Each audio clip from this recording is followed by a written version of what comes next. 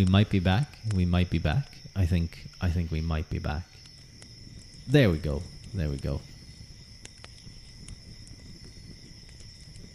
I think we're back now. It says it's connected again.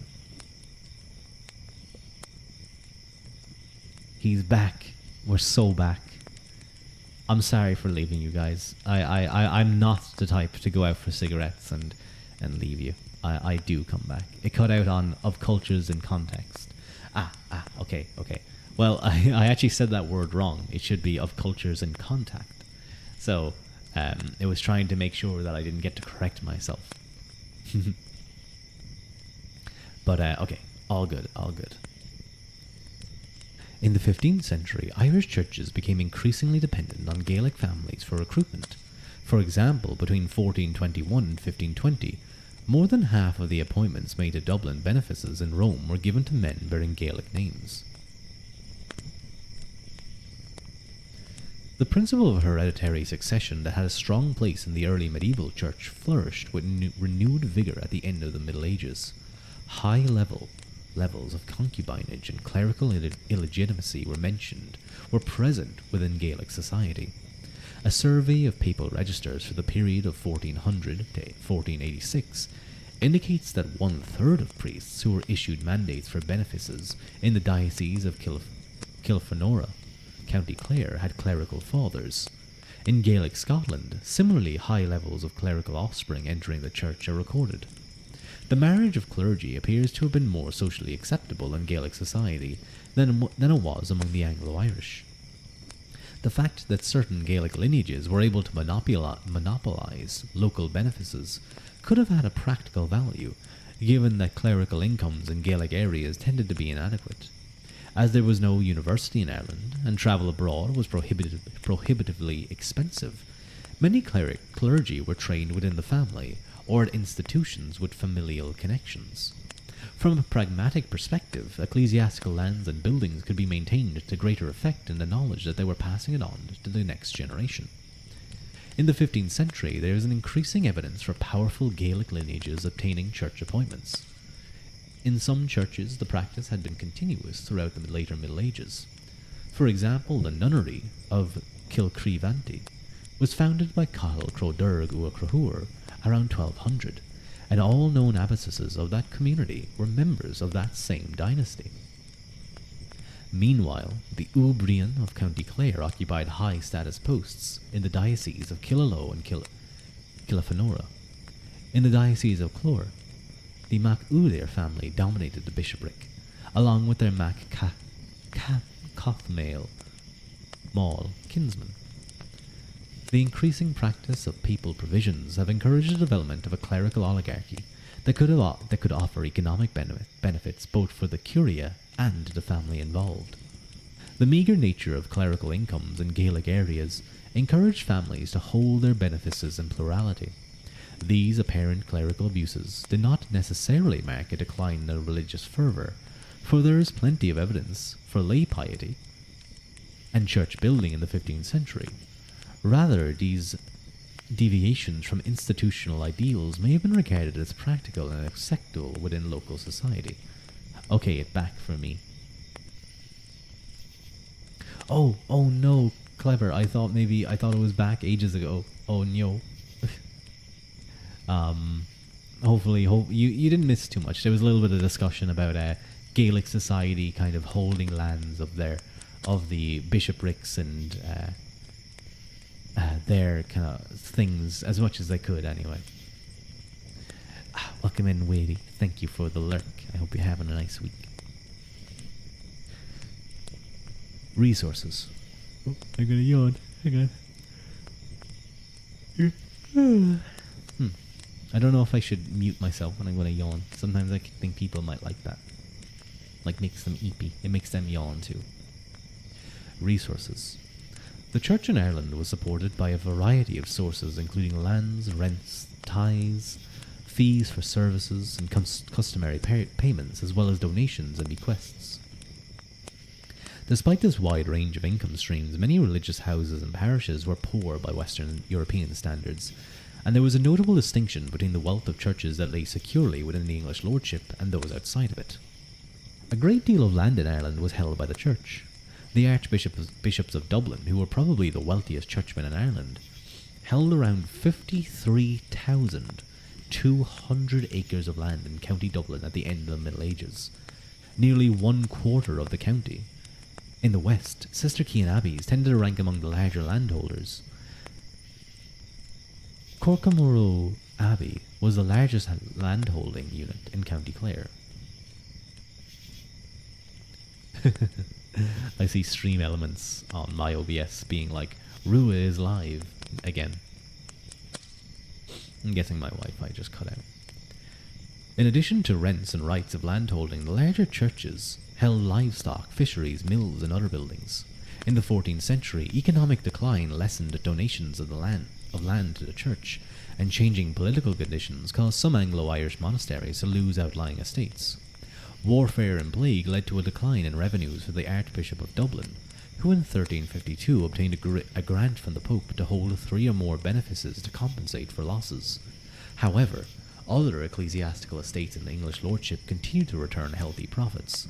In 1381 it was recorded that the protectors of the Irish lands of Llanthony, Secunda Priory in Gloucester could regularly send £80 a year to England. In the 15th century, economic growth raised the incomes of church estates, which along with increased donations from the laity underpinned a contemporary boom in church building. Tithes were the principal source of income for the secular church. The 1172 Synod of Cashel had enjoined the laity to pay tithes on animals, crops, and other produce to their church. The promulgation of this edict indicates that regularization was sought across Ireland. The payments of tithes on other incomes was nevertheless variable. In 1453, the Principal Synod of Cashel ordered a payment of tithes on the possession of doctors, poets, and craftsmen, which had not been customary before. Not all tithes were collected in a parish went to support local pastoral work. A high percentage of parishes were appropriated by 1500, which meant that their income was used to support religious institutions or individuals elsewhere in the church. Parish incomes in Ireland were often split between a rector, who received the greater share, and a vicar.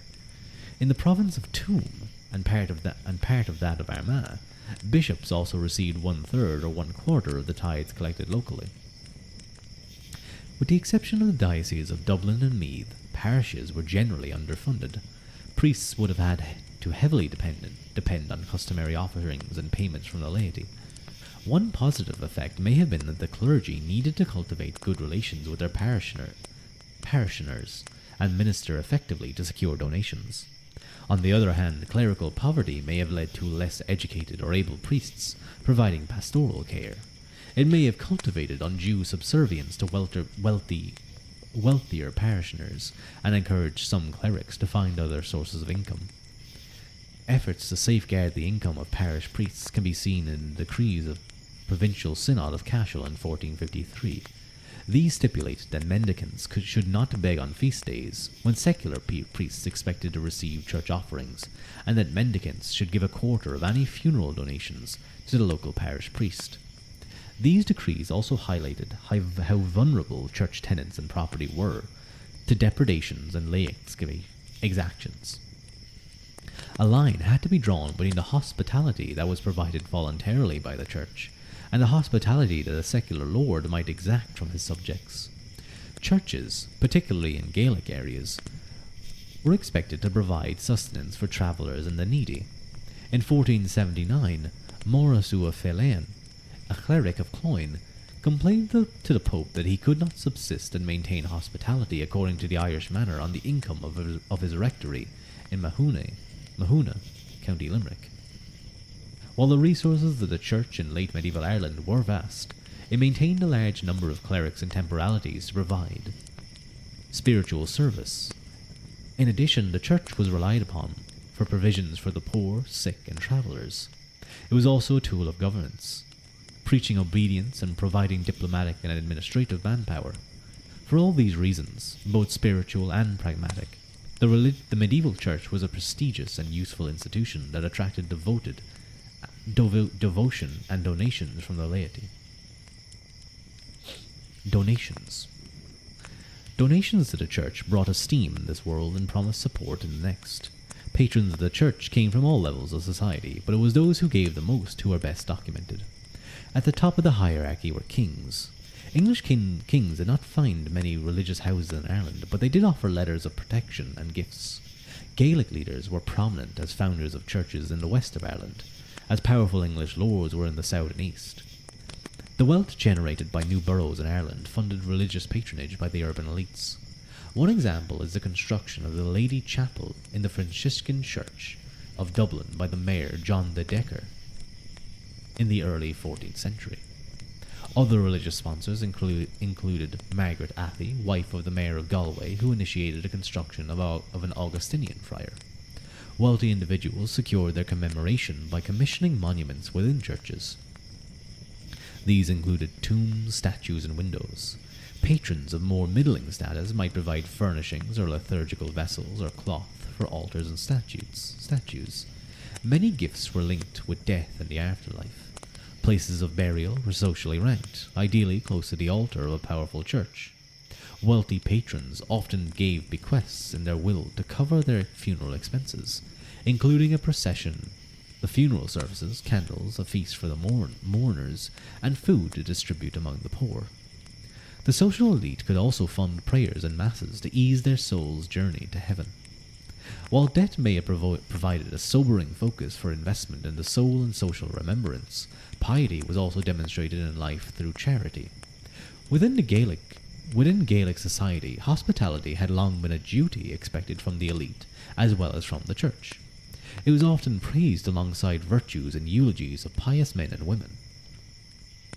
In 1433, Margaret ní Carball was celebrated by poets and annalists for offering lavish feasts during a time of famine. Ramon de Perollos, who left a vivid description of his visit to Ireland in 1397, reported that the court of the Uanale kings was followed by a great number of poor who were fed on beef. Such lavish hospitality was a mark of status in Gaelic society, and might be praised as a form of social display more than the accumulation of material goods. Conspicuous charity could also help the donor through the prayer of the poor, which might help salve the souls of the rich. The religious orders that were most dependent on charity were the Benedictine friars, for they shunned, at least in theory, the accumulation of property. The limits of questing for each friary and the scope of their pastoral work had to be licensed by bishops to avoid conflicts with secular clergy. To help protect against temptation and other dangers, friars travelled in pairs on their quests and preaching tours. Their preaching had to appeal to the laity to win their support, as well as to provide edification. We have a direct insight into their word thanks to the survival of Liber Exemplorum, a 13th century book of anecdotes to be used in preaching. It was put together by an English friar who spent much of his life in Ireland, and a number of sensational stories are included. These shed light on the fears and hopes of the Irish laity, as well as an element of salesmanship on the part of the friars when it came to describing the spiritual benefits of gifts and indulgences. Religious guilds, confraternities, and tertiaries. Guilds and parish fraternities facilitated the communal organization of charity and religious activity. In common with those of other European towns, urban craft guilds in Ireland had a strong religious dimension. In Dublin, each guild had a chantry priest to pray for its members and a patron saint whose feast day was celebrated. In addition, the city guilds contributed to the annual Corpus Christi pageant. This was a major event in which each guild enacted scenes from the Bible that reflected their craft. In the 15th century, the vogue for men and women to band together to secure commemorative masses and prayers became widespread. A large number of parish fraternities were founded in the Eastern Ireland for this purpose. The best documented is the Guild of St. Anne of St. Aidan's Church in Dublin, which was formally established in 1431, but chantries also flourished in rural parishes in the 15th and 16th centuries. Larger religious communities or institutions also offered prayers and hospitalities for their lay supporters, who could obtain the privilege of burial in the religious habit of their order.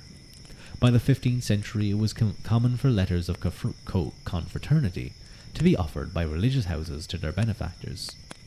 A formula letter for this purpose is preserved in the chapter book of the Franciscans of Youghal dating to 1491-2. Lay engagement with the Benedictine ideals could also be expressed by wearing the cord of the Franciscan habit and by daily recitation of certain prayers and spiritual exercises. Gerald Fitzgerald, the 9th Earl of Kildare, displayed his affiliation with the Benedictines by owning 2 gold chains adorned with the friars' knots, although this seems to be somewhat ironic, given the order's devotion to poverty.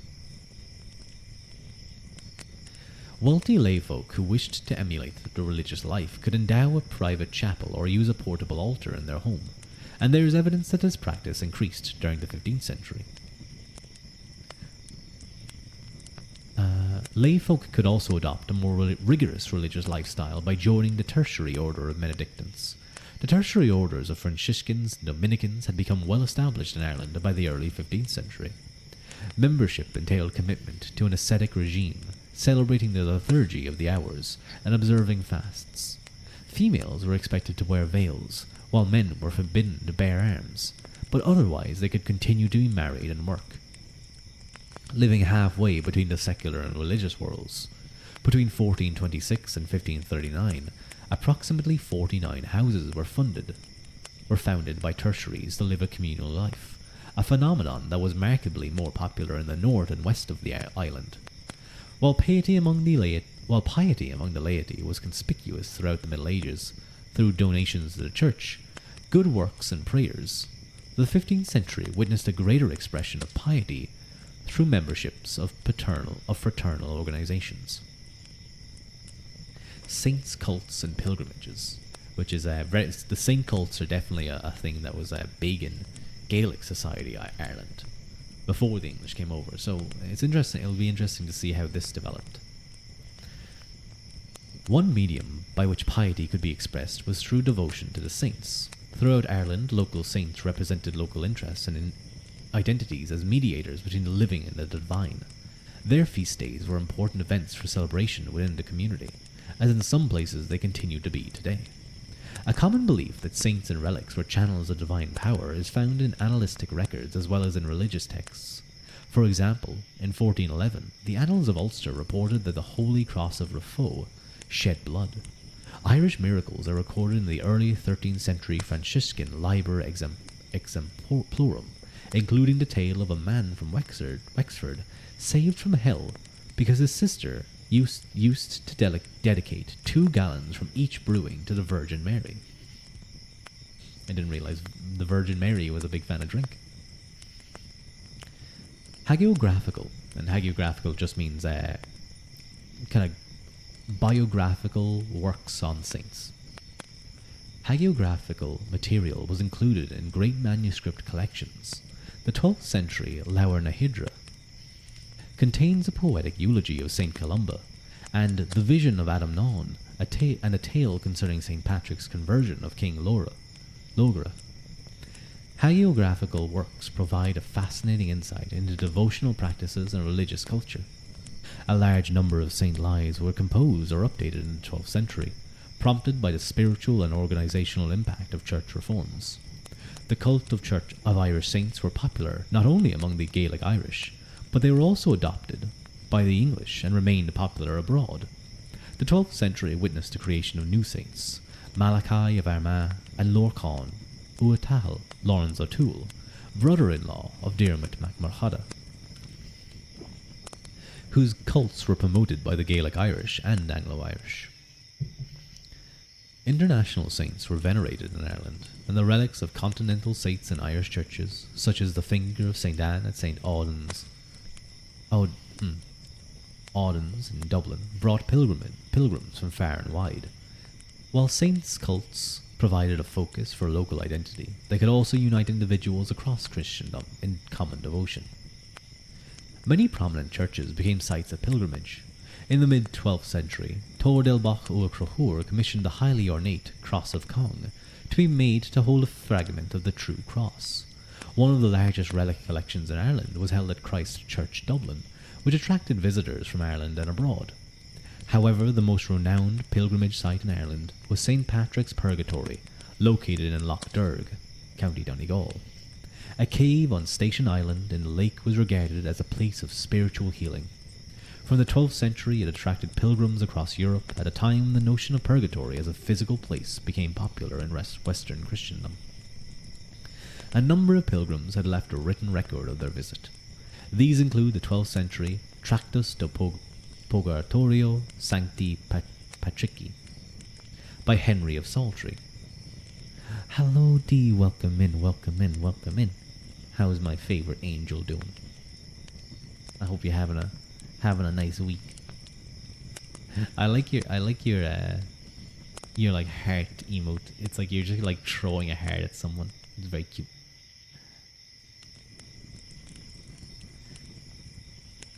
Describing the otherworldly encounters of an Irish knight and the mid-14th century visions of Louis of France, some accounts hint that visitors came to Loch Derg out of curiosity and adventure as much for spiritual enlightenment.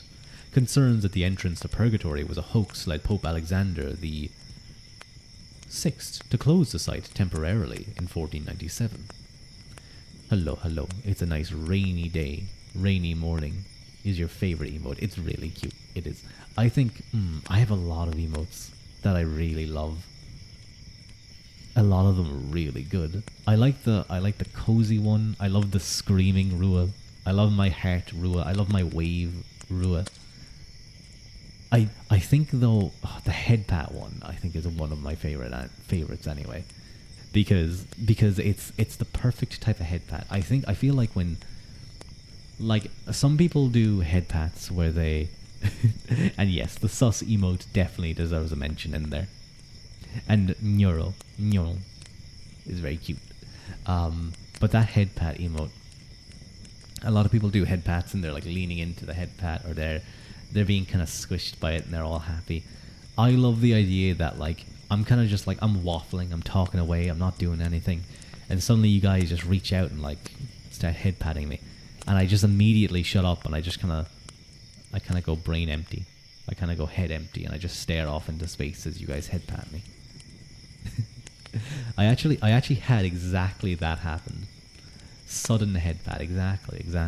It's very soft and comforting, and I kind of zone out. I actually had that happen to me recently enough with I do love that void emote. He gets squished at the end. I wasn't head patted suddenly, unfortunately not. But I had a laptop in front of me and it was running quite hot. I could put my hand to the vent and it was like really, really hot. And I didn't realize what I did, but I took out my wireless head earphones and I put them down next to that vent and I went off and did something else. Then I came back and I took out my headphones and I put them into my ears and they were really hot, and it was sort of like heated earphones, and it was just so cozy. It was honestly the nicest thing. It kind of helped that it was kind of a cold day as well, so I was just nice and happy. I remember when I first put them in, I kind of just went, whoa. Like I just had to stop for a couple of seconds as I enjoyed the surprising warmth. It was a rainy day as well here in Ireland. I had to go walk in the rain. I got somewhat soaked. My upper body was fine, but my legs were not covered by the umbrella. Like the front of my, I was talking about this earlier, the front of my thighs were just absolutely soaked. I don't even know how that happened, because it seemed like it was way wetter than the amount of rain that it should have. Ear holes, cozy, yeah. I really want to get like a good ear, like ear massage, like, you know, the thing that they do or ear cleaning, I should say, that they do in Japan. I want to see what that feels like. But I think Japanese people typically have a different kind of, I don't know if it's just kind of generally East Asian, or if it's like, I've just heard this anyway, that their earwax is a little bit different to like what would be common in Europe. It's like, or earwax is more, well, waxy, like kind of wet. Not wet, but like it's icky. While theirs is apparently more crumbly, or like maybe it's like hard. I don't know. I've heard this before. I don't know true it is. But it would be interesting if it was. It's like that whole sweating thing. It's like that sweating gene, where like they don't, certain people don't kind of smell that strongly, even if they sweat a lot. A lot of East Asia has the dry earwax gene. Ah, so that is a thing. That is an actual thing. It's the same gene. Is it? That's the same gene that causes the kind of lack of odor. Huh. That's really interesting. What a unique development. Just I don't know how that even happened. But you know when that happened, when it came around that like, oh, this, like, that person could get really sweaty but they wouldn't like smell that bad. Like, that helped them.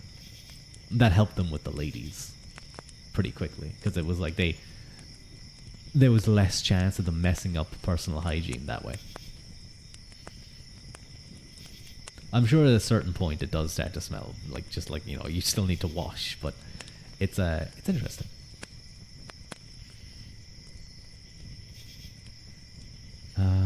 Where were we?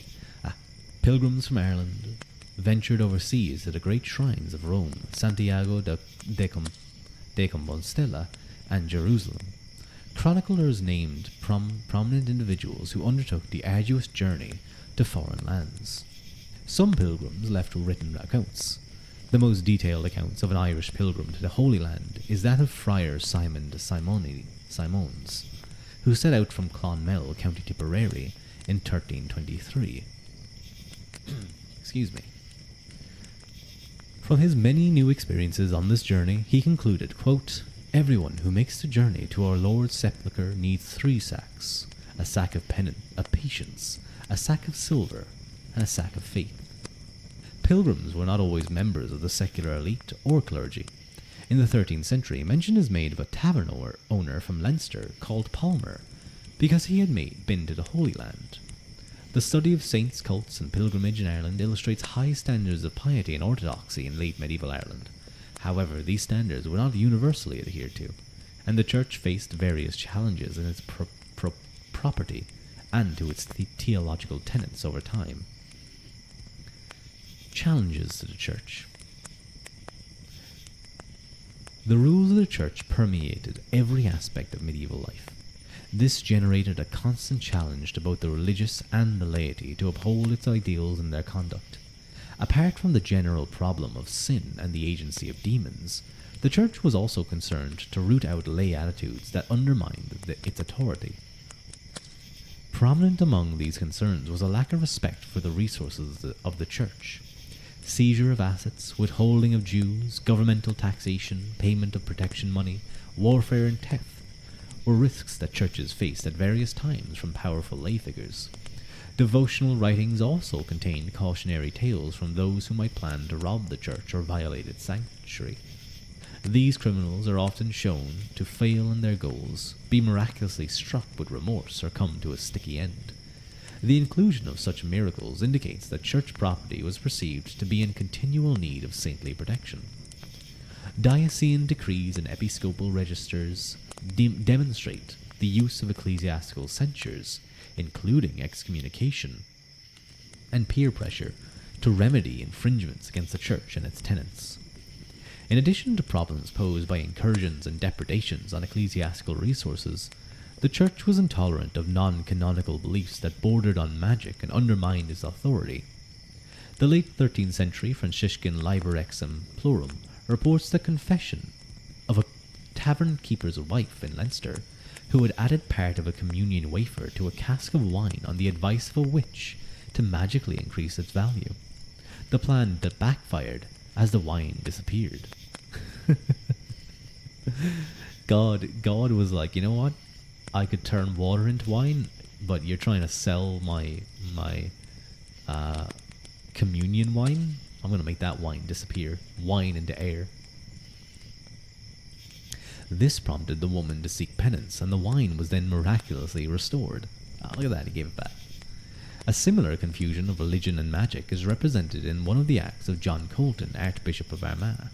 In 1383-89, he condemned the belief that the blood of a hare caught on a Good Friday could serve as a remedy for various diseases, and he banned hunting on that day.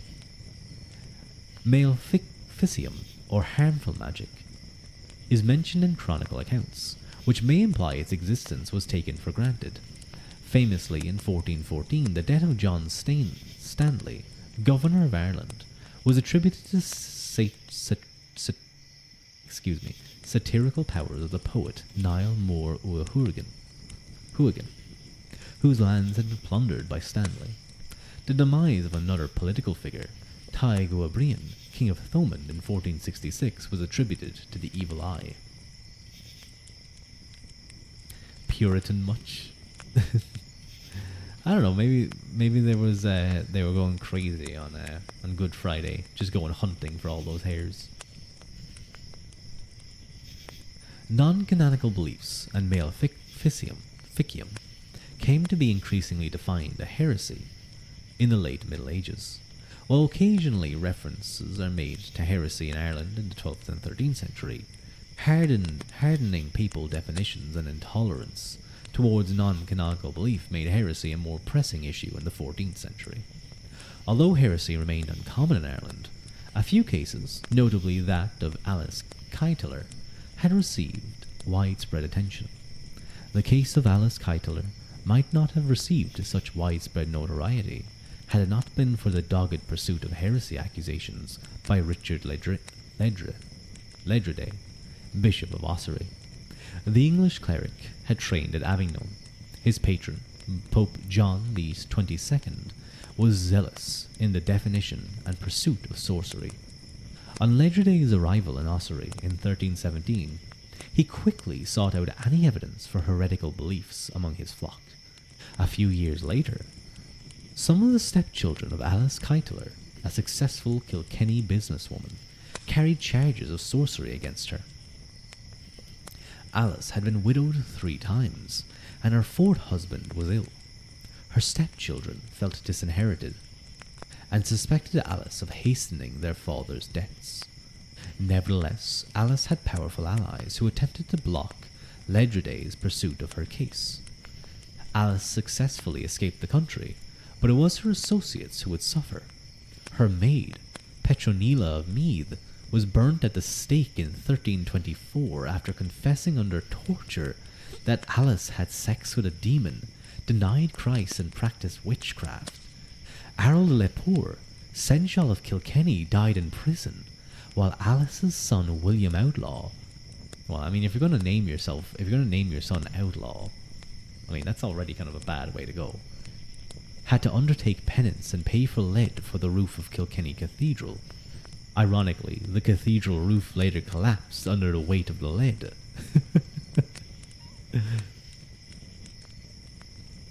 Ledrede would fall foul of powerful figures during the witchcraft trial, and later on in his career faced periods of imprisonment, exile, and excommunication. Ledrede still held the See of Kilkenny at his death in 1360, but a letter drafted by the Archbishop of York a few years later before his demise claimed that Ledrede was suffering from senility. Is that how you pronounce that?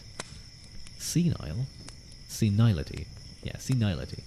And madness, and did not cease from prosecuting his parishioners. Excuse me. Accusations of heresy were rarely motivated by religious principles alone. The suppression of the Knights Templar had begun through the political concerns of King Philip IV of France, but was later endorsed by Pope Clement V. This led to members of the order being imprisoned in Dublin in 1308. Heresy was an emotive slur that could be employed against political enemies. The burning of Gaelic Irish lords by English authorities in 1326 and 1353 had a clear political edge. Accusations could fly in both directions. In 1317, the Remonstrance of the Princes accused the English in Ireland of heresy, while in 1331, a letter from the Justiciar and Council of Ireland appealed for a crusade against Gaelic heretics and English rebels who supported them. On a local scale, accusations of heresy were occasionally made by high-ranking clerics who sought to bring wayward subordinates to heel, or to bring rivals from high office into disrepute. A few clerics came to adopt heretical or semi-heretical positions through theological inquiry, and personal reflection. Richard Fitzralph, Archbishop of Armagh, was not a heretic, but his views, which included challenging the friars' claim that Christ was a mendicant, and that divine grace alone should be the basis of secular power, influenced later followers of Wycliffe and Huss. Other anti-mendicant scholars, Henry Crump and Philip Norris, faced accusations of heresy in their lifetimes. However, evidence for widespread engagement with heresy in late medieval Ireland is lacking. The ultimate failure of the Protestant Reformations of the 16th century in Ireland may reflect on the level of stability and orthodoxy in the Church in the 15th century. Conclusion. In Ireland, as elsewhere in late medieval Christendom, religion permeated many aspects of life. This is particularly apparent during the 12th century, when a movement for church reform was sweeping through Europe. Irish rulers supported reform to advance their own status and avoid claims of English primacy, while Henry II used the same means to justify his invasion of Ireland. The 12th century witnessed the arrival of new monastic rules and diocesan reorganization. English attempts to modernize the church in the guise of colonialism may have stunted reform in Gaelic-held areas. Even within reformed institutions, tension could arise between English and Gaelic churchmen.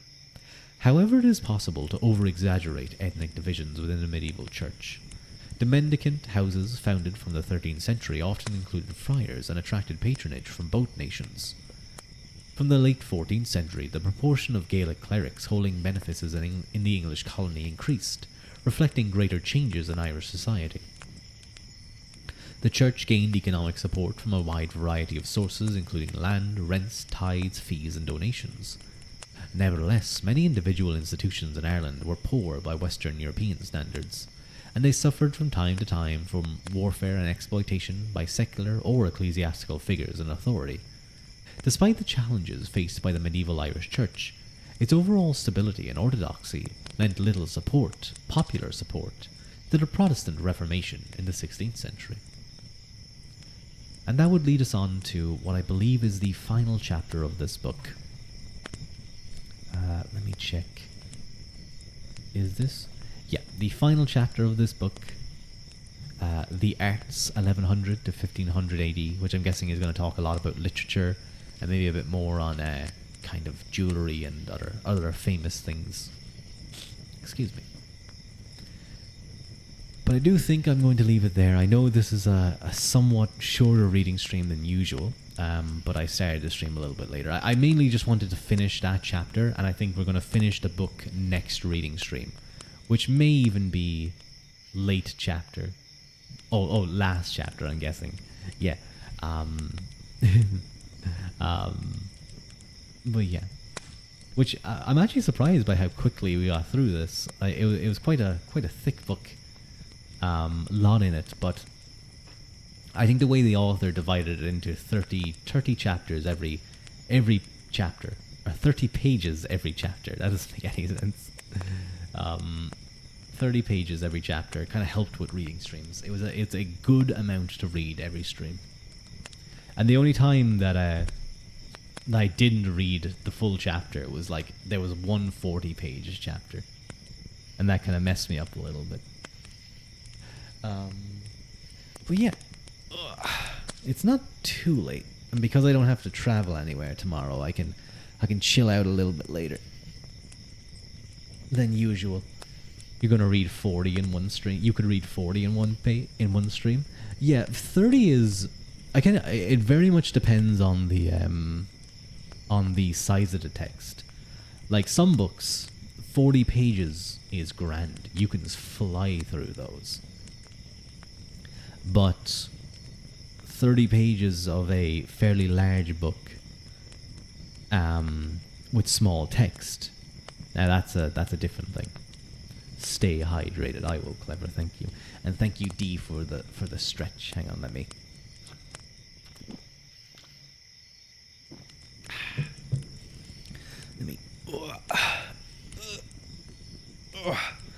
really feel my back is it's just a little bit sore from the back workout I did Tuesday. No being sick. I won't be sick. I promise, guys. Especially not with my live 2D coming up. That's kind of a big thing, and I really want that to. I have to back workout. Why did you put that in quotations? Yeah, my back is sore. What does that mean? What does that mean, Clever? I don't understand what that could possibly mean. I was doing pull-ups. I was doing T-bar rowing. I was also doing cable rows, or cable lat pull downs, I should say. And then I also did some arm work. I did some dumbbell curls and cable curls and some forearm stuff. Oh, thank you, Flanston, for the head pat. Very nice, very nice. I'm a happy little ruler right now. Thank you. I need to though. I do. So I have this little PowerPoint ready to go to for the intro to the stream. But I don't have like a live or a debut PowerPoint ready. I need to spend in the next, what day is today? Is it Thursday? In the next 4 days, more likely 3. No, it's not Thursday, Friday, no, Saturday. Yeah, 3 days. Sorry. The next 3 days, I was counting today. I need to get that PowerPoint done. I really should have had this PowerPoint done ages ago, but I'm gonna try and VTuber homework make a PowerPoint. I know. I was actually trying to just make that PowerPoint last week or earlier this week, and I ended up doing completely a different thing. We're getting lore. It's gonna be a lore PowerPoint, and it's gonna be spoken in Irish, and it's going to have subtitles. Well, the text will be on screen as part of the PowerPoint, but trust me, D, trust me, it's going to be, you're going to be taken back to, like, when you were like 12 or 13 years of age, and you just figured out how animations worked on PowerPoint, and you just put so many in, and you thought you were so cool because the text bounces in, and your image spins. And it goes like, it does like a little loop-the-loop. You're gonna feel so, you guys are gonna be really impressed with what I've done. Trust me. The only thing I'm trying to figure out is, do I record it beforehand and get like a good reading of the little script that I've done out, or do I just wing it on the day? I think it would be quite ballsy of me to wing it on the day, because my pronunciation isn't the best, but it could definitely be fun. Winged Ruadh. Yeah, I'm one of the winged hussars. Or I can be a little angel. Yeah, I was thinking cherub, but that would mean I'd be naked, and I don't want to be naked. So I'm gonna be an angel. I'm gonna fly around. I probably won't know how to fly though. Like, I'll hit a tree. I'll definitely hit a lot of trees and a lot of like lampposts. I'm gonna be honest, you might have to have the angel ambulance like on standby with me. We can swap. You want to give me your wings? Okay, I'm gonna go. I don't know what I'm gonna do. I'm gonna fly to Australia and then fly away, because I don't do well with the heat. You can become an angel, and I can become an angel, and you can become Irish. That feels like a poor trade on my end. Haru can turn you into an angel with a sword. That she could. I could be sleeping. She could be doing her maid work, and she could just come in and just like stab me. And that would be an unfortunate end to Ruadh. But yeah, I'd be an angel for the day, and I'd just like fly around. I'd fly around and crash into buildings and scare people. I'd like fly up, I'd knock on the window of someone working, and then they'd look out, and they'd like freak out, and I'd fly away. and then no one would believe them. They'd all think they're crazy. Wraith Rua. That sounds scary. I don't want to be a wraith. I don't want to scare people. Angel. Oh, that's almost happy. That's a creepy happy. I don't know what it is about it. It makes me unsettled. I do love happies though. I like this. I like these. Where's my other happy? I know I have a Dia one. There it is. I have 3 of these. Oh no, wait. There we go. No, I have 2. I have 2 happies. I need to get my own happy. Because how can you not love this face? How can you not love this face? It's such a cute face. I love posting it whenever I make a comment in another streamer's chat, and it's like a cheeky comment or like something so like I don't know how to describe it. I know the exact type of comments I use,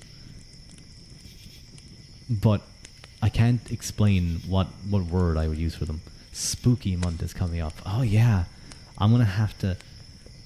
Maybe that's what I can do as skep art. I might make a little poll, and I'll be like, okay, what do you want me to get a skeb as? And it can be a couple of different like monster or like Halloween things. I'll have to think. Like it could be like a ghost. It could be like, I don't know, a zombie or a vampire or I don't know. Maybe I won't even do a poll. Maybe I'll just throw out some stuff. Misty Rua. I could be mist. I could be. You know what? I would be very refreshing mist. I'd be the type of mist that when it hits you, you're just like, oh, you're just nice and happy. You're refreshed. It's not like that mist when it washes over you. It just soaks you to the bone. Like surprisingly, it's like really really heavy mist. It's just kind of a nice like flash on your face. And then you go about your day.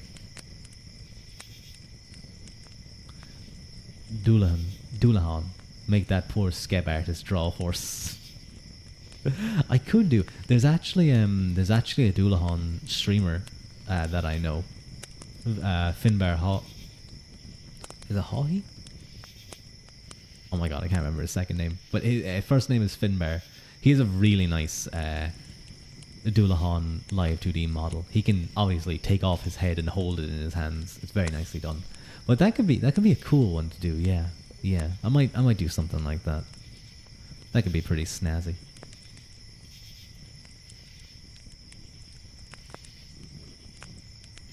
It's a very nice model. I saw on Twitter someone posted like they were like Jack Skellington has been twinkified. I'm guessing it was like an anime version of Jack Skellington from like an Otome game. He looked very pretty, but he also looked exactly like another one of my streamer friends, Kankuro King channel. Excuse me. And I posted anime. I was like, you have some explaining to do. Why are you in an Otome game? But he pointed out that the neck thing he has, Ascot? Is that what it's called? Ascot, maybe, was a different color, so it was perfectly fine. But let me take another quick sip. I think I'm going to, because it's currently midnight. It's just gone midnight. My streamer anniversary is coming up soon. We'll help you create this milestone with your viewers. So yeah, my live 2D is also going to be my streamerversary. So that's kind of cool. I think that's a really good time to do that. Even though some people would be like, no, you should do your streamiversary, have that be a big event, and then do your live 2D because it's all about the big events. But nah, I think that's a perfect time for me to reveal the live 2D. And trust me, you guys, when you guys see it, you're gonna be like, "Oh, I understand." But I have to one, go do my PowerPoint homework, and two, I have to figure out how to not have a white background on my OBS when I bring in the when I bring it in. Happy anniversary. Thank you, thank you. I think it was technically 2 weeks ago.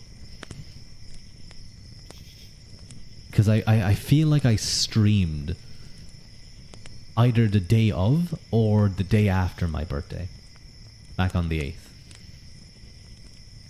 Or it was in that week, kind of like that following week. That was my first stream, and then I hit affiliate like the week after, I think, or like 2 weeks after. So I don't know, something like that. Anyway, it was close around to like that. But I'm going to send you guys over to. Ooh. Olga is live. She's been live for a while. I'm just going to double check that she's not about to finish. She's playing. Oh. Yeah, we're gonna raid Olga Okami. She's a very cool, very cozy Russian VTuber. She has such a nice voice. I could fall if she would do ASMR. I would watch it so much. I would just fall asleep all the time. But she's really sweet, really lovely. Has probably one of the coolest. She's a Russian living in America, and she's like big into like guns and military stuff. She's a very interesting person. But she has some of the coolest redeems as well. So go show her some big love. I'd like to thank all of you for joining me. You guys are going to get. Oh, she just got raided by Digby. Is she in America? She is. I don't know where, but I do know she is in America. But you guys, I think even when you join, you're going to see something kind of cool, kind of snazzy. So it's about to head over.